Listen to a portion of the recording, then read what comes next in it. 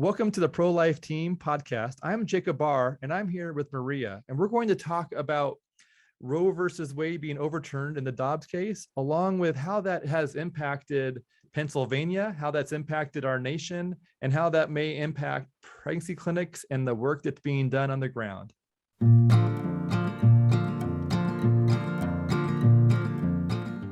So Maria, I am really glad that you're here, and I'm excited to talk to you. Would you introduce yourself as if you were talking to a room of pro-life friends, of people in your community who are passionate about helping the unborn and moms and young couples?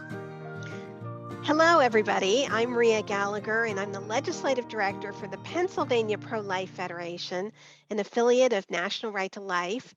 We deal with the issues of abortion, infanticide, euthanasia, and embryonic stem cell research. And we deal with legislation and education and political action. And we're working to restore legal protection for preborn children and help for their mothers. Awesome. And so where would you like to start today? Would you like to start by talking about the Roe draft? Would you like to start talking about maybe the different laws in California? What would you put as your current priority of what you think might be interesting to start with? I think that we should start talking about the draft of the Dobbs U.S. Supreme Court decision, because that has leaked out and it's caused a major media firestorm, I think, across the country. And I think it's important for people to know exactly what that's all about.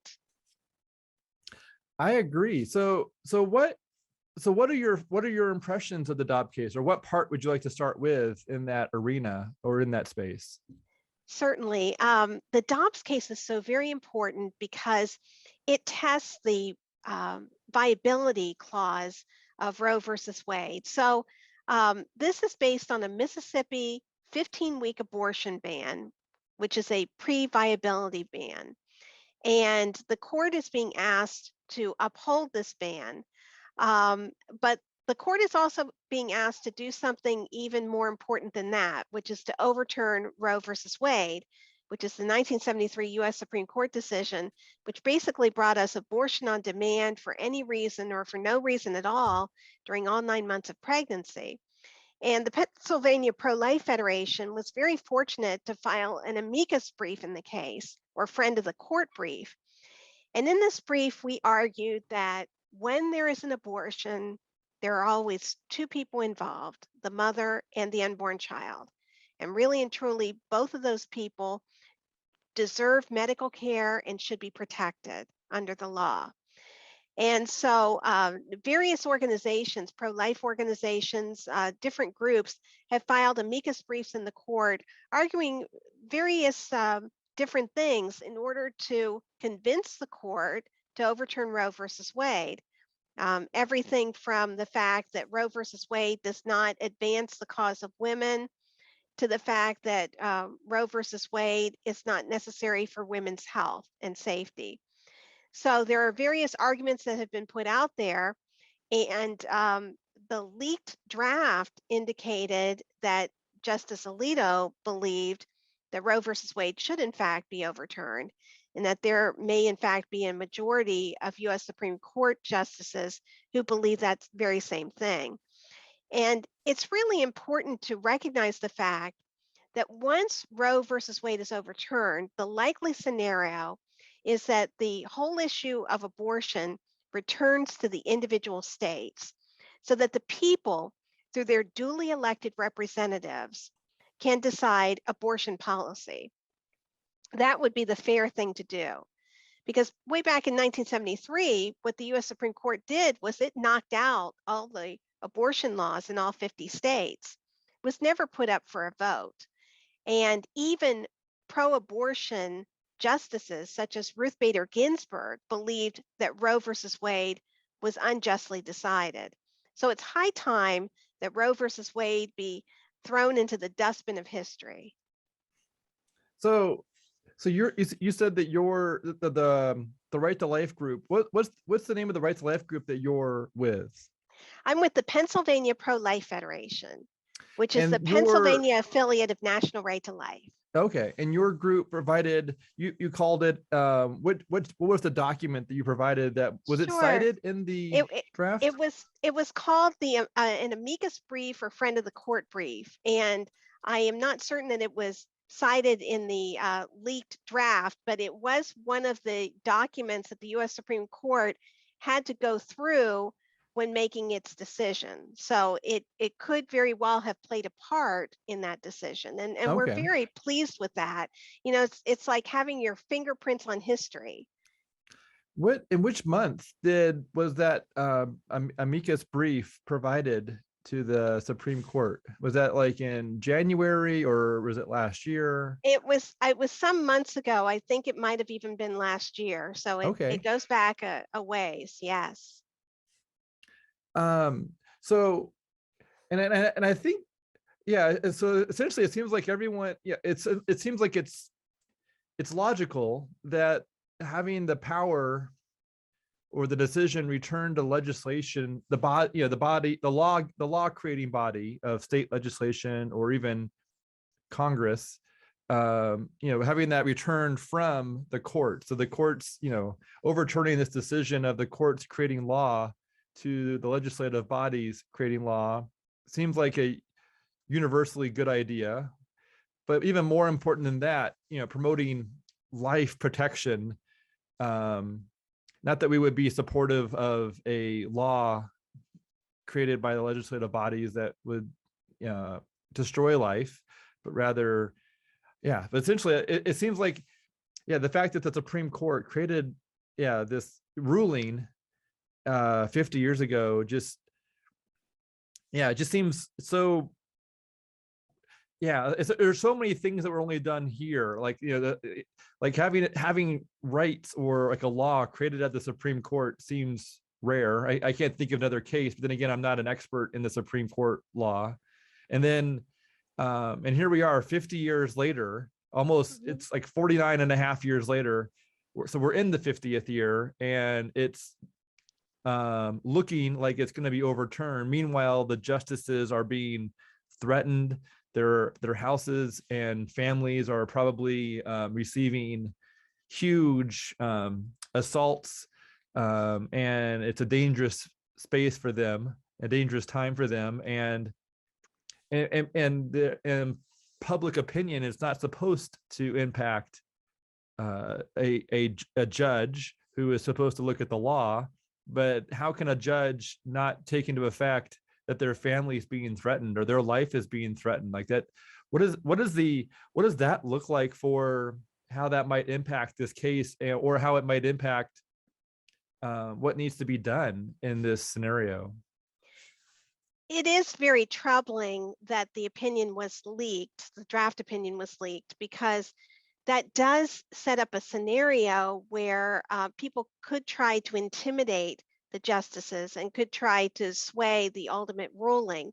And that's very unfortunate, because the U.S. Supreme Court should be sacrosanct, and it should not be subjected to the whims of public opinion. And so I think that the justices are going to stand firm in this particular case. I am very hopeful that they will, because we can't have a situation where people can bully the Supreme Court into making a decision that they want. It has to be based upon the Constitution and the rule of law.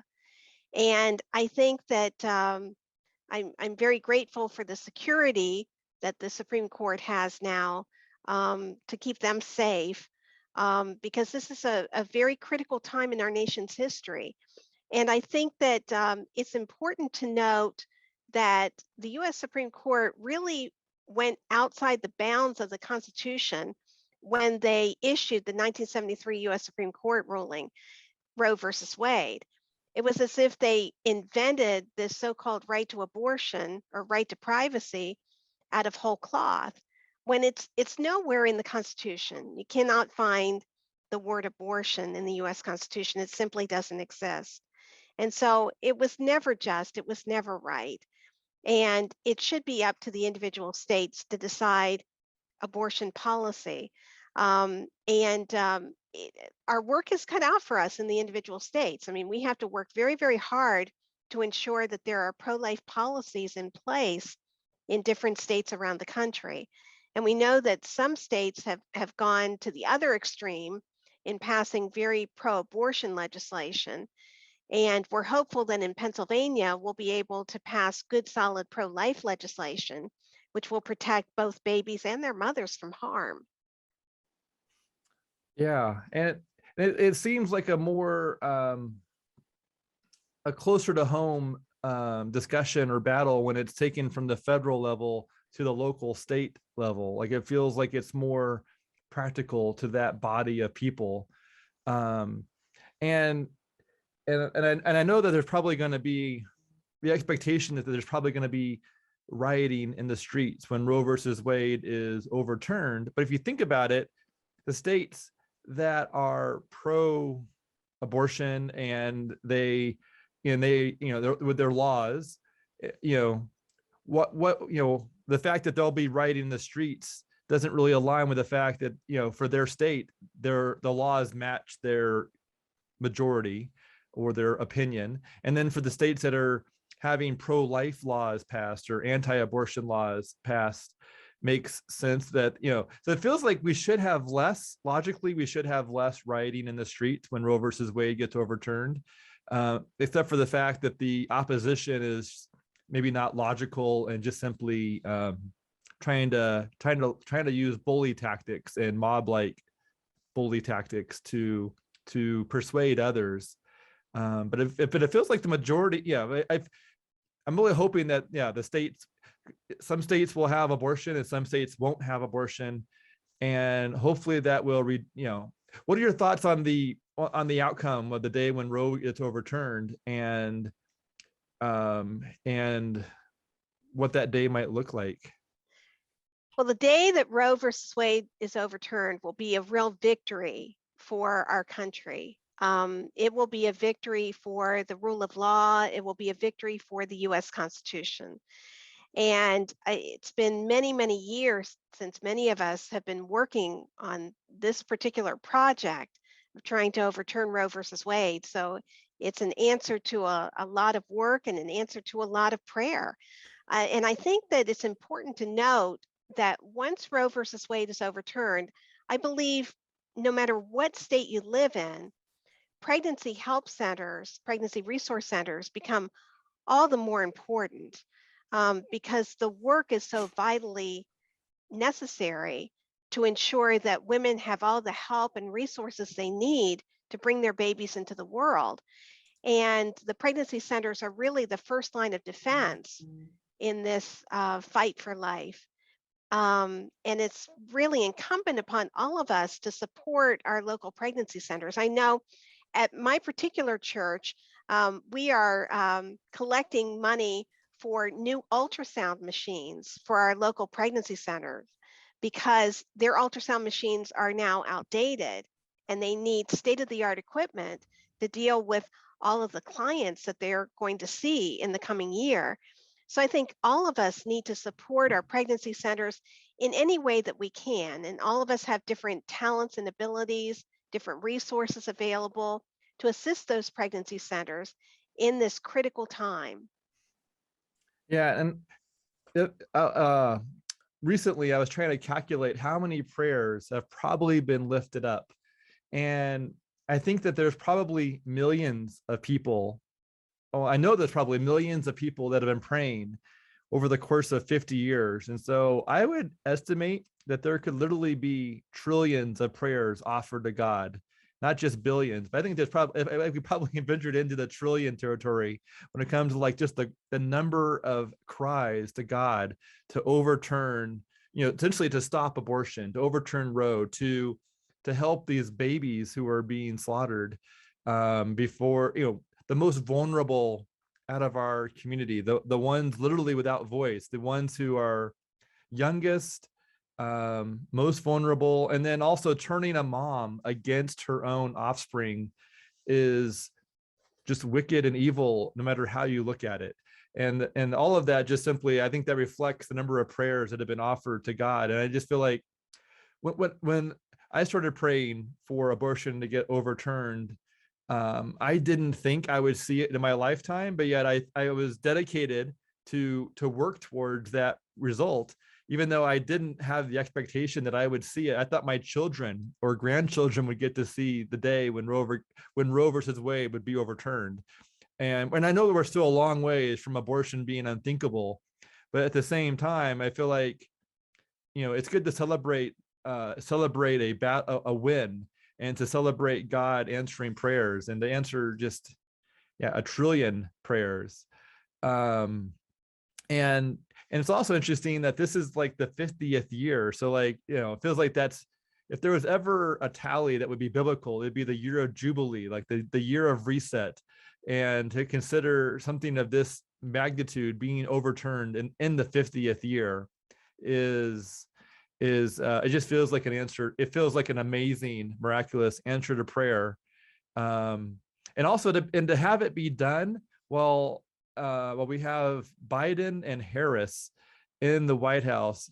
That is not that did not that it just feels like God is doing it at a time when, of all people, Harris in the White House is and Roe versus Wade is being overturned while she is there. It just is remarkable that how powerful God is. And so there's a lot to be excited about, but yet also I think for pregnancy clinics, it feels like the day-to-day of helping women who are facing unplanned pregnancies. I feel like the work today is the same as it was 5 years ago, and probably going to be the same as it will be in 5 years. Because pregnancy clinics are sort of like the boots on the ground, just helping women who are going through a variety of struggles, who need help and a listening ear and good direction and material assistance, and to meet Jesus in that full experience of getting help. And so I think, pregnancy clinics, hopefully, I think they're sort of like, I don't think they're being attacked more today than they were in previous years, somewhat. But at the same time, I think what they're doing to help women in their communities is sort of this, it's steadfast. But it does feel like the political and law giving world there's a lot of change in that space. And the conversation right now has been, everyone is, there's a lot of talk, a lot of people considering abortion right now. And I think it's good for people who have good logical arguments, life-giving, God-honoring arguments, to speak up and try and voice these good things to people who are willing to listen and consider. And so I think that's something that makes it worthwhile to reach out to people who may not have been as connected or involved in previous years. I think that this is a great teachable moment in our country. I think that we can start those conversations now about when life begins, when the humanity of the unborn child should be respected and cherished and protected under the law, the effects of abortion on women, because there are very harmful effects that can take place. I mean, there's psychological damage that can take place. Um, uh, Women who have had abortions may be more likely to try to take their own lives. They may be more likely to be hospitalized for psychiatric illness. They may be more likely to suffer from eating disorders. All of these things are terrible burdens that are placed upon women today as a result of legal abortion. I think that we need to start a dialogue about how we can best help women in difficult circumstances. I mean, abortion does not solve problems such as poverty or problems such as a lack of educational advancement or problems on the job, relationship problems. It doesn't solve any of those things. It only creates more problems for the women. And we need to do our best to reach out to women with compassion and support and love. And that's really the genius of the pregnancy center movement in this country, going back many, many decades. It was just a brilliant model. This idea of comprehensive counseling and material support for women facing challenging circumstances, and non-judgmental support and assistance to these women. It's just extraordinary. And miracles happen every day at these pregnancy centers. And it's not just, although that's quite a bit, the miracle of the unborn child and the child being brought into the world, but also the miracles that happen within the lives of these women. I mean, they go on to earn their GEDs or their college diplomas, to get gainful employment, to find shelter, to turn their lives around. I mean, there are so many miracles in the making at these pregnancy centers, that unfortunately I think a lot of us take for granted, and we cannot now, because this is such a critical time in our nation's history. We really need to support those centers. So speaking of the miracles that happen regularly at the pregnancy clinics, I would like you to reflect on where you've seen God's fingerprints in the space that your group works. Where have you seen God's fingerprints or his miraculous, divine influence? Can you tell a story or share something that comes to mind? One of the things I like to do in this podcast is to share stories of God's fingerprints in the pro-life world, because his fingerprints are found throughout many stories. And I think it's really important for us to amplify and to record the stories of where God is having an impact in our lives, and to share his fingerprints or his involvement, and then to share that with others. I think that is, I think it's a good practice for us to try and do. So can you think of some stories, or one story at least? Certainly.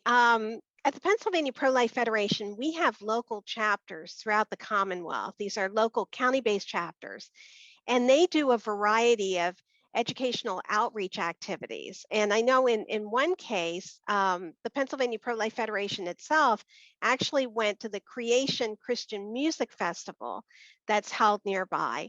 And we have these soft touch fetal models that we place on our display table. And we had somebody who picked up that model, and we didn't think anything about it. And then a year later, someone returned, and it was actually a young woman who had given birth as a result of that soft touch fetal model. So she had a change of heart. She had had an abortion scheduled. She changed her mind, and she chose life. And that's just one example of the many. I think that it's very ironic what happened in Pennsylvania. About 10 years ago, Kermit Gosnell was brought to light, his terrible crimes in his House of Horrors abortion facility in West Philadelphia, where he actually murdered newborn babies and caused the death of female patients. And out of that terrible situation, the state legislature decided to act, and it passed an abortion center regulation law, which ensured that abortion facilities had to meet basic health and safety standards and had to be examined, at least inspected, once a year. And as a result of that, more than a half dozen abortion facilities actually closed their doors because they either could not or would not meet basic health and safety standards. And once abortion facilities shut down, the number of abortions are likely to decrease. And I think that whole situation of the state legislature acting was truly miraculous. And many lives have been saved, and hearts have been changed as a result of that legislation. And I know, for instance, in the city of Harrisburg, the state capital, we saw where an abortion facility had more than 44 pages worth of health and safety violations once it was inspected. And as a result of that, the abortion facility actually surrendered its license after decades and decades of performing abortions here in Harrisburg. And to see that abortion facility finally close its doors, that was truly miraculous. Wow, those are such good stories, especially the story of the abortion clinic closing. That is, sounds like a lot of answered prayer right there. Yeah, because there were so many years where people went down to the abortion center to pray and decide what counsel. And I was among the people that prayed down there. And I just couldn't imagine a day when that abortion facility would not be in operation because it had been there for many, many years. And we didn't know what was going on inside. I mean, we knew that abortions were taking place, but we didn't know the terrible conditions Hmm. in that facility until the inspection started. Because in Pennsylvania, at one point, hair and nail salons had greater scrutiny than abortion facilities. Hmm. And in Kermit Gosnell's case, his abortion facility was not inspected for 17 years. Now imagine going to a restaurant that had not been inspected in 17 years. You just wouldn't do it. Yeah. So it was completely bizarre. And it was a result of the pro abortion policies of the governor's office in Pennsylvania. And they just steadfastly refused to do inspections at these facilities. So once we had a pro life governor in place, things changed. And we were able to pass that meaningful pro life legislation to make those abortion facilities accountable. And when they were made accountable, a lot of them had to close down because they couldn't meet those basic health and safety standards. It was just appalling. Hmm. Yeah, it seems like one of a good prayer to pray is for the lies and the false beliefs and the deception that surrounds abortion and abortion clinics to be exposed for what's really there, and for the truth to, to be seen, which usually results in, what was discovered there, which is things needed to shut down and close, because it's, yeah, it seems like there's layers upon layers of lies and dangerous tactics being used surrounding the death of the unborn, or the killing or stopping of the unborn. Um, so what would you consider a positive story that pro-life people, pregnancy clinic teams could be encouraged by what's going on with the in the law, in the Dobbs case, or in these, in that sphere? What would be an encouraging story to share? Well, I think a very encouraging story to share is the fact that in Pennsylvania, for instance, um, once Roe versus Wade is overturned, then we can begin the work of protecting preborn children and their mothers from harm. And in our state, we have a case before the state Supreme Court that was brought by the abortion industry, which would be like the Roe versus Wade of Pennsylvania. The abortion industry is asking for the state Supreme Court to declare a so-called right to abortion and right to taxpayer funding of abortion under the Pennsylvania Constitution. So in Pennsylvania, we're sponsoring the Life Amendment. And the Life Amendment would ensure that there is no such right under the PA Constitution. And it would ensure that the state legislature would be able to enact pro-life policies rather than the courts. So the constitutional amendment has to pass both the Pennsylvania House and Senate in 2 consecutive sessions and then be placed on the ballot for voters to decide. So this is a very exciting time in Pennsylvania because we may finally get a chance to vote on this concept of taxpayer funding of abortion, which in Pennsylvania law has always been illegal. But as a result of a Supreme Court case at the state level, could in fact be declared legal. So we're really banding together with other pro-life organizations around the state to pass that Life Amendment. And I think that if you're looking for a David and Goliath fight and a miracle that could happen, that's it. Awesome. What do you think about when it comes to miscarriage, or a natural miscarriage, or an ectopic pregnancy, and what that looks like under when Roe gets overturned, and in some states abortion is, elective abortion is illegal. But what happens when there's a natural miscarriage taking place, or an ectopic pregnancy where the life of the baby essentially has no chance of survival unless it was transplanted to a different space, and the life of the mother is at grave risk? It seems to be a lot of concerns over people having miscarriage, or that gray zone of like, was it a natural abortion, or was there some kind of action taken by the mom that created that miscarriage, or was it influence in some way?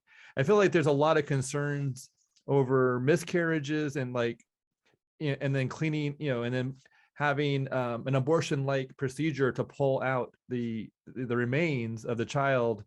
And so I think there's a lot of legitimate concerns there. What are your thoughts on how this miscarriage space will be addressed in this new era that we're approaching?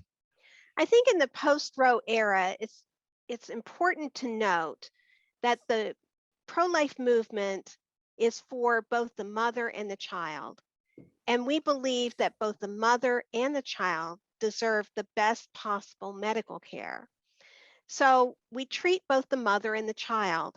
If in treating the mother and trying to save the mother's life, the child dies, that is not an intentional act of killing. That's not what we're talking about. We're not talking about natural miscarriages. You can still get the treatment that you need for miscarriages. What we're talking about is ending the wholesale killing of millions upon millions of preborn babies, when in fact we need to safeguard the lives of both the mothers and the children. And our laws would reflect that fact. And the pro-life movement stands for the lives of both the mothers and the children, and believes that our laws should reflect that fact. Yeah. And yeah, this seems to be a lot of I was talking to someone at my church last night, and she was saying that someone that was related, I think it was her, well, someone related to her, I can't remember who, was saying that she had a miscarriage and her insurance denied it because it was connected to being an abortion. Like, it was an abortion procedure to remove the remains, and so it wasn't covered under her insurance. And I told her, well, that just needs to be addressed, because a natural miscarriage is not not part of what what we as a group, the pro-life group, we care about all lives. And Right. if one life can be saved out of the two, then that's what we want to do. Or if all the lives can be saved, then that's what we Yes. want to do. We want to save the most lives that we can. And if the baby's life, if it's an ectopic pregnancy, the baby's life isn't going to make it, and the mom's life needs to be, we need to intervene in order to help the mom survive that the baby creating a problem in that if a fallopian tube. So anyways, all that to say is I feel like there's maybe when those kind of topics come up, I feel like those insurance companies need to revisit their policies to make sure that they're reflecting helping all the patients involved, or as many patients that are able to be helped. And there was a pro-life doctor who he said, when it comes to abortion, most, if someone has brain cancer and they're pregnant, some doctors will say she should have an abortion. But essentially he was saying that there's no medical reason to have an abortion ever. Essentially you can treat the brain cancer, and the woman can still be pregnant. It's not going to interfere or make her chances better or worse for that brain cancer treatment. she might have to delay radiation by a few weeks just so the pregnancy gets further along. But overall, it's essentially you treat the problem, and the pregnancy is not part of the problem. And so I think a lot of times people sort of lump them all together as if you have to get an abortion to try and make it so there's less involved or less complicated.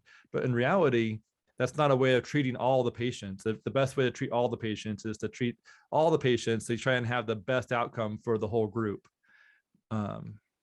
Yeah, what Roe versus Wade did was it pit the rights of the mother against the rights of the child. And that's not what is just or right.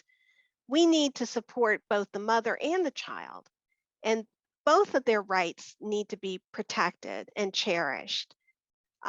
So it's not an either or, it's a both and. We support the mother, we support the child, we give care to both the mother and the child. And it's important that all of our institutions recognize that fact. And yes, we may have to go through some transformations in our society because we've had abortion legalized for so many years. But that's a healthy transformation. That's a healthy society that we're building toward. We're renewing a culture of life, and I think that's very important. Yeah, and I think part of getting to that culture of life is as the counter culture of death is outraged over life being protected in these situations. I think it makes me think of the price of liberty is not free. Like there's a cost, and for us to have freedoms here in the US, there was a lot of a lot of people gave their lives so that we could have freedom here in the US. And I believe the freedom for the unborn and the liberty of the unborn, that price that we're paying is coming from the opposition's attacks on us. And by going through those attacks, we're effectively paying part of that price for their freedom. And I think it's well worth it. Just like, if our country, for us to have freedoms, the prices that the military has paid for our freedoms was well worth it and amazing. And I think right now we're going through something similar on a different type of scenario, but yet similar when it comes to the pro-abortion people are, attacking the pro-life group. And so I think that price that we're paying is well worth it. And in the end, I don't think we should, we're not going to give up. We're not going to surrender. In the end, we believe wholeheartedly that God will come out as the champion of this war, and so we're going to keep plugging away, keep working, keep praying, keep being kind and having love and joy for people, even in the midst of this spiritual war, this real war, this even in the midst of the battle. And so I think I just encourage people to know that God's going to win, and that we're not, we're just going to keep going regardless of the opposition wanting us to stop, regardless of the opposition wanting us to to shift our passion into a different territory or space.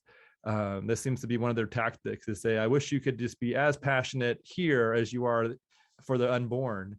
But the unborn are the ones currently going through a Holocaust type of experience, and we're not out of the woods. We're not out of the woods yet. And so we need to keep, and they need a voice. They need someone to stand up for them.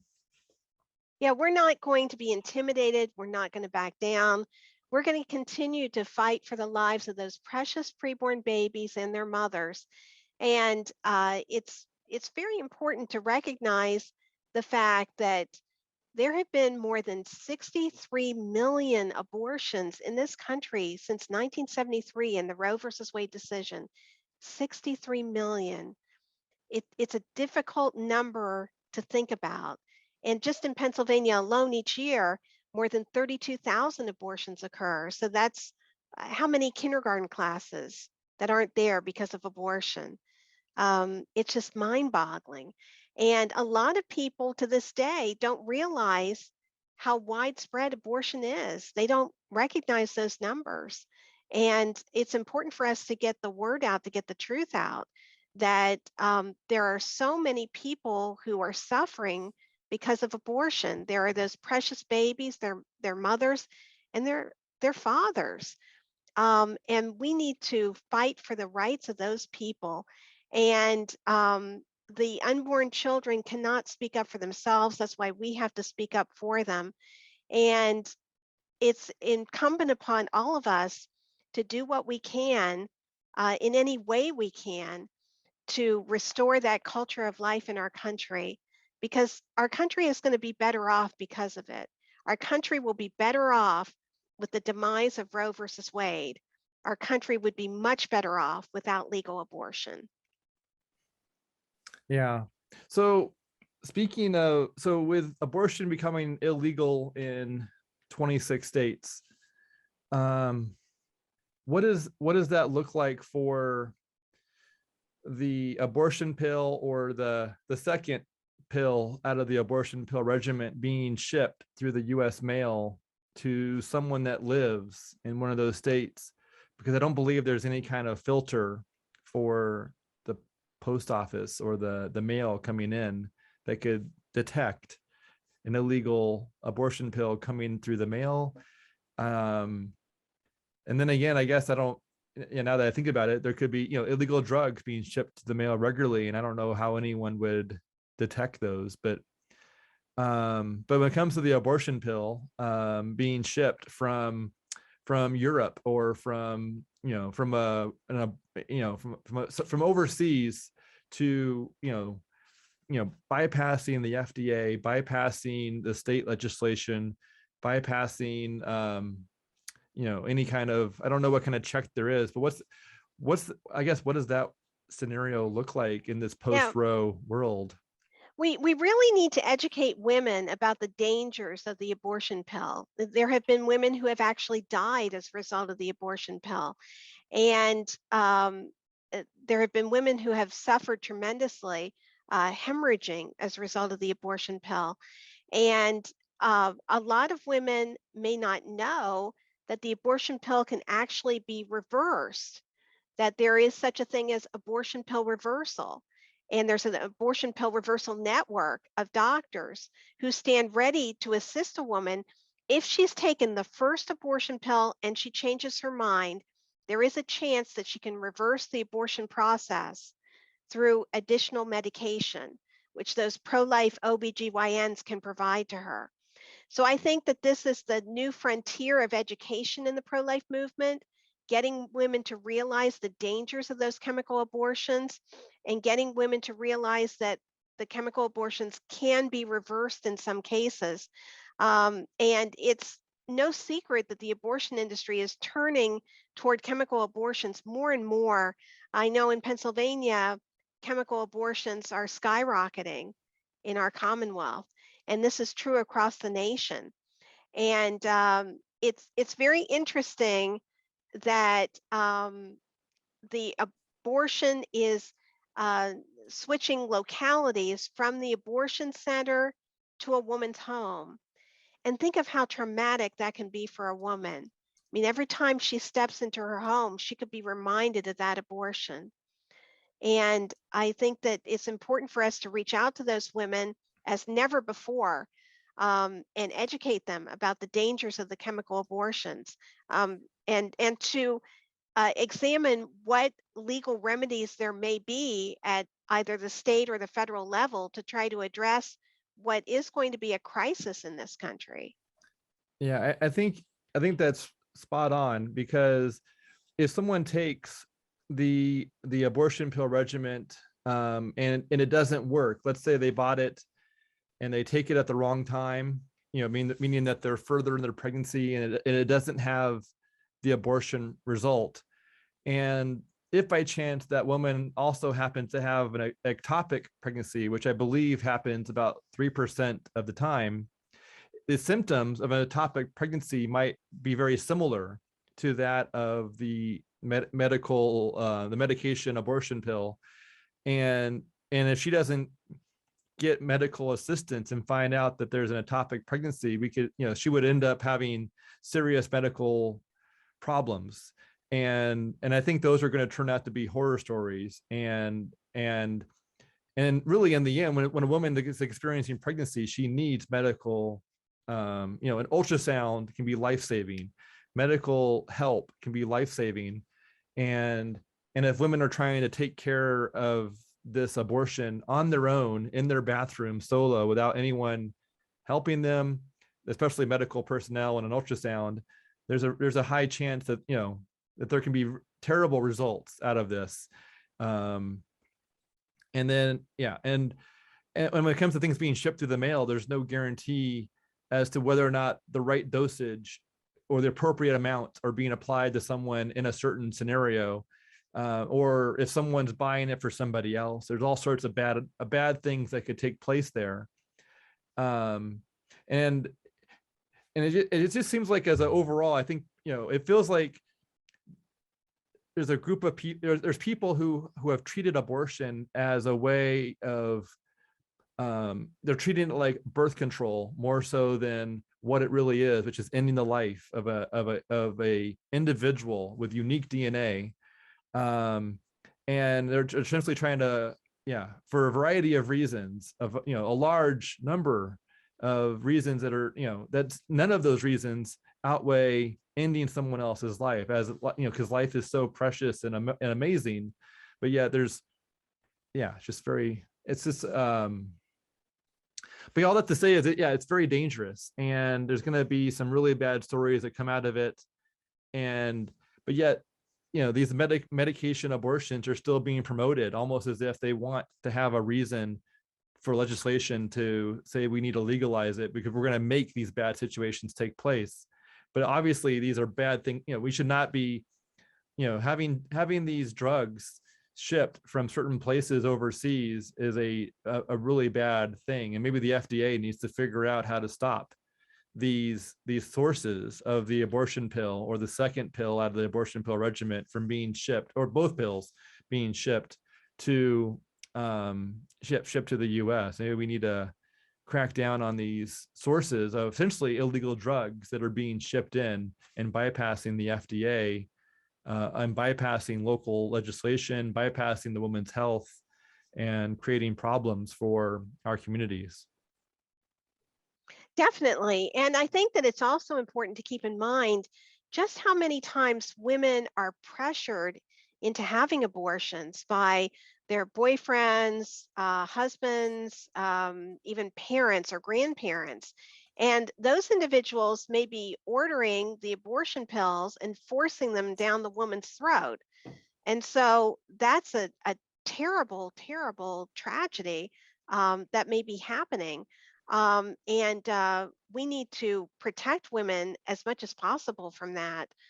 Whatever regulatory measures can be taken, because this whole idea that it's a woman's free choice, in many cases, it is not. She's making the choice that another person wants for her, and she feels as if she has no choice.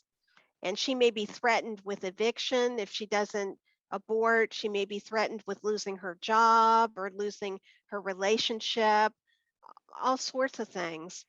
And it's incumbent upon us to reach out to these pregnant women with compassion and love and to tell them there is a better way. Yeah, it seems like the number one cause of abortion is typically how another person responds and influences the woman in this time. And it's also true that the number one cause for life, or for a woman to embrace life, I think is also very often another person who might say, who's there to support and listen and provide care and bolster her in having, maybe, whether it's a parent, whether it's parenting or adoption. And so I think very often when a woman is in that position of she's at risk of choosing abortion, or she, whether it's a small amount of risk or a large amount of risk of leaning towards that direction, it seems like another person, whether it's the boyfriend or the husband or a friend or a spouse, or it could be a parent, or just a neighbor, or someone at church, or someone at work, that, what other people do to speak into her life has a huge impact. And I think that's partly why pregnancy clinics are so impactful at helping women choose life, is because they provide care and listening, and they build rapport, and they speak truth into her life, and along with resources. And I think if more people did that, that would be the wave to bring women into choosing parenting and adoption more often, would be other people providing that support and care. But at the same time, other people can also speak death into her life. Like if she goes to a Planned Parenthood, 90% of women will choose abortion. But if she goes to a pregnancy clinic, 80 some percent of women will choose life, even if they were abortion minded going in. And so another person, that voice, the voice that she hears, has a huge impact on whether or not she thinks she can do it, whether or not she gets the support or not to make it, for what that decision is that she ends up making.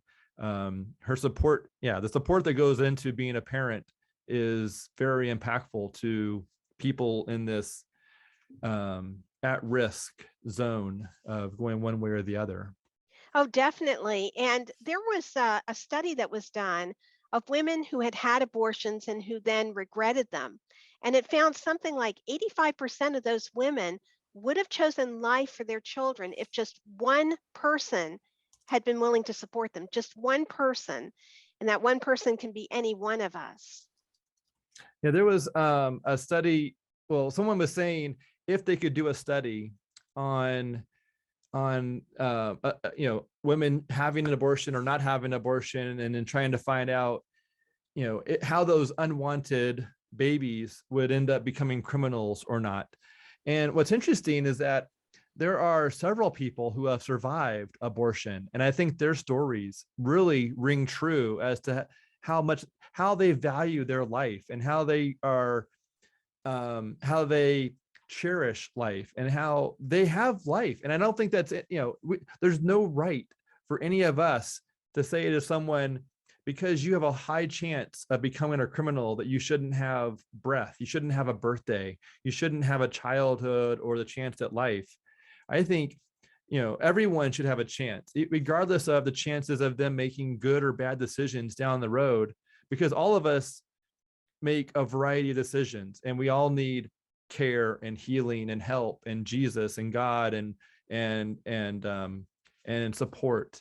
And really in the end, so all that to say is, I think when it comes to someone saying that this person should have an abortion because they're going to have a terrible life, that's not a good reason to kill somebody. That's not a good reason to not let them have life, not to have their initial birthday, not to have a chance at life. And so all I have to say, I don't think there's any good arguments for abortion, but there are lots of arguments for abortion. At least there's a lot of quantity of abortion arguments, but in reality, none of them are, the morality of them or the ethical level of them are all terrible. Like they're just simply full of death and excuses.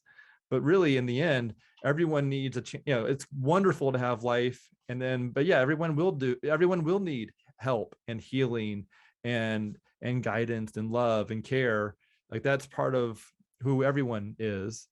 And so just to say someone's likely to be unwanted, they're more likely to go to jail, is no reason to not give them a chance at breath and to have their birthday.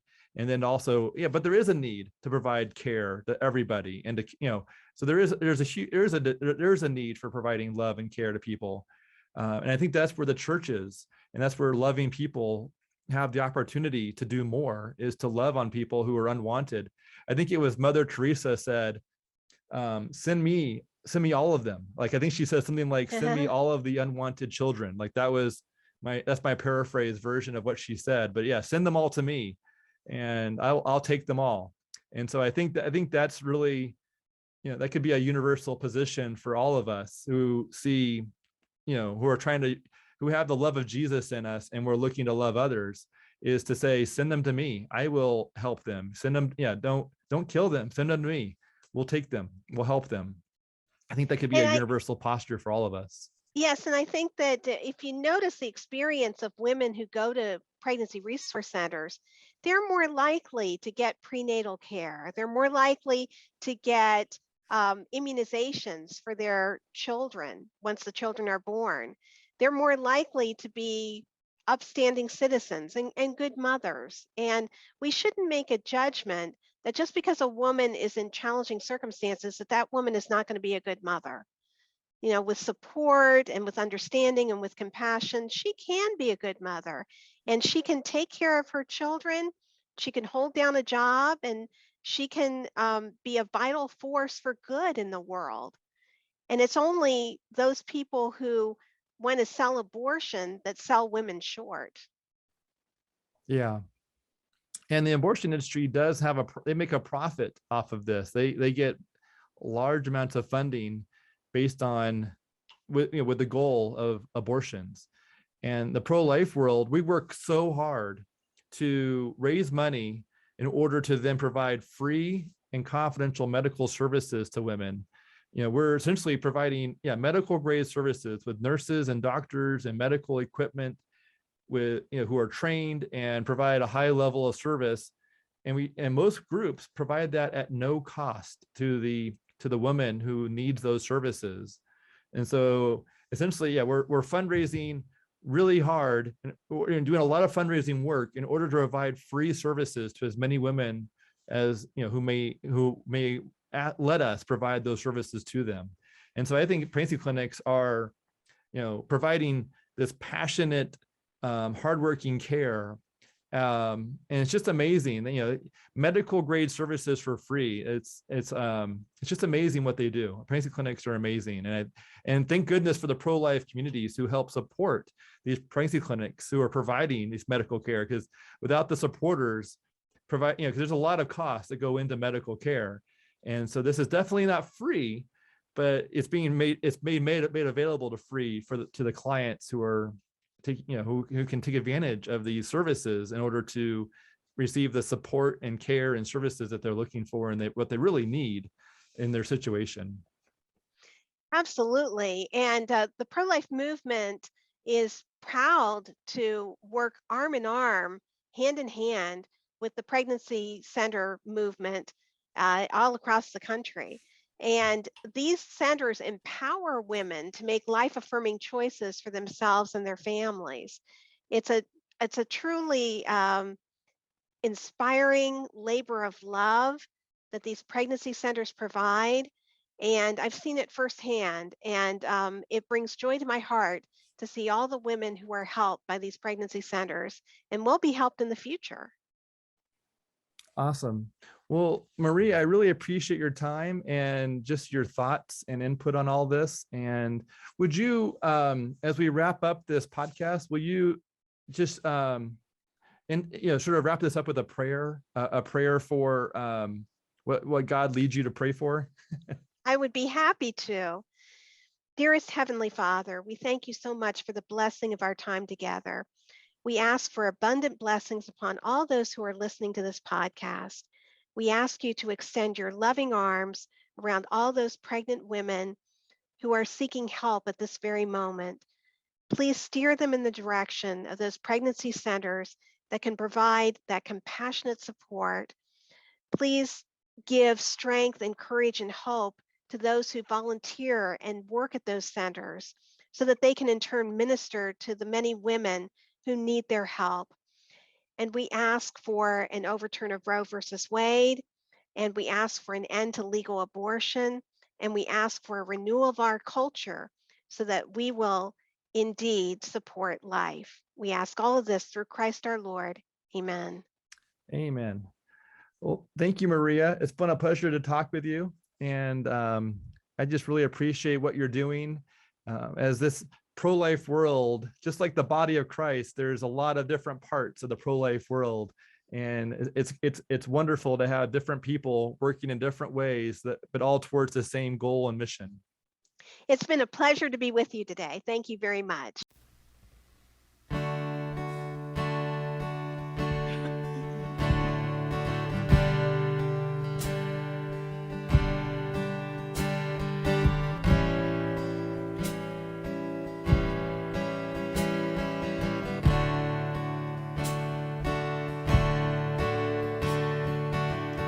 Hear our cry, O God. Hear our cry, O God. Listen to our prayer. Listen to our prayer. From the ends of the earth we call. As our hearts grow faint, As our hearts grow faint, lead us to the rock. lead us to the rock. You are refuge and strong tower. Then will we ever sing praise to your name.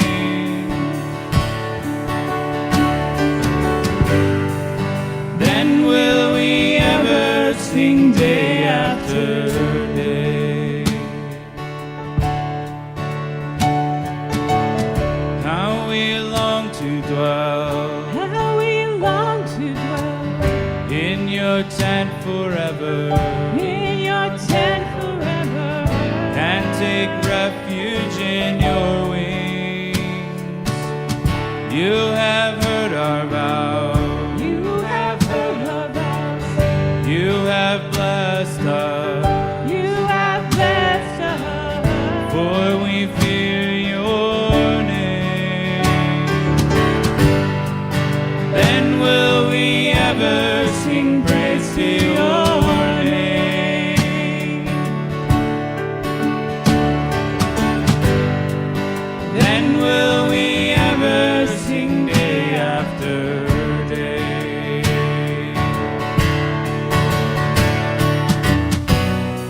The Christ is enthroned for all generations.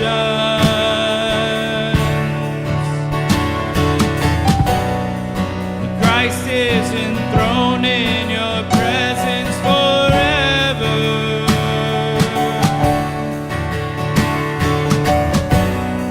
The Christ is enthroned in love. Christ is enthroned in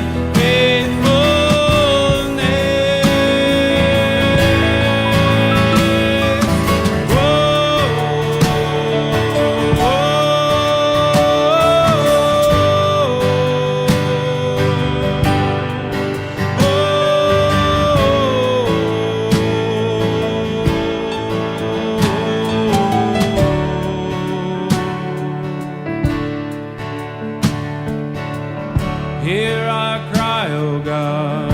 Hear our cry, O God. Listen to our prayer. Listen to our prayer.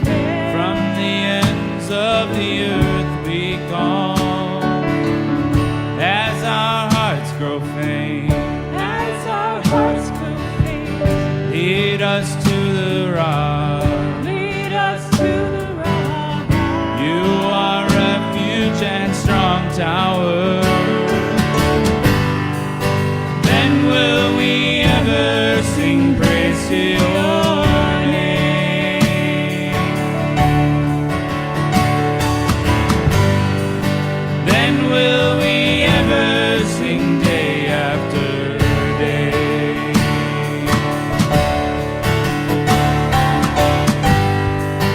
Then will we ever sing praise to your name.